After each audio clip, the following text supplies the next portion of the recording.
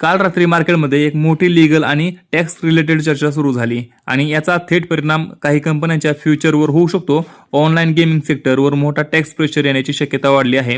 Supreme कोर्टाने भारत सरकारच्या भूमिकेला सपोर्ट दिल्याच्या बातमी समोर आली आणि इन्व्हेस्टर्स अचानक अलर्ट झाले.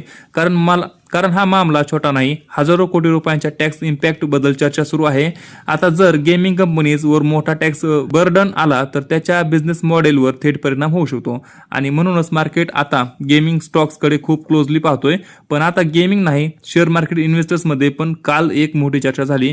प्रसिद्ध इन्व्हेस्टर विजय केडिया यांनी सरकारला LTCG टॅक्स हटवण्याची मागणी केली. त्यांचं म्हणणं, जर लॉंग टर्म इन्व्हेस्टमेंटवर टॅक्स कमी झाला तर लोक जास्त इन्व्हेस्टमेंट करतील. आणि खरं सांगायचं तर भारतामध्ये इन्व्हेस्टिंग कल्चर खूप वेगाने वाढतोय. पूर्वी लोक FD आणि गोल्डमध्ये पैसे ठेवायचे, पण आता करोडो रिटेल इन्व्हेस्टर्स स्टॉक मार्केटमध्ये आले आहेत. यामुळे सरकारसाठी मार्केट खूप इम्पॉर्टंट बनलेलं आहे आणि म्हणून पुढच्या काही वर्षामध्ये टॅक्स पॉलिसी मार्केटला मोठ्या प्रमाणात प्रभावी करू शकते. तुमच्या मते LTCG टॅक्स कमी व्हायला हवा आणि ऑनलाईन गेमिंगवर स्ट्रिक्ट टॅक्स योग्य आहे का? कमेंटमध्ये तुमचं मत नक्की सांगा.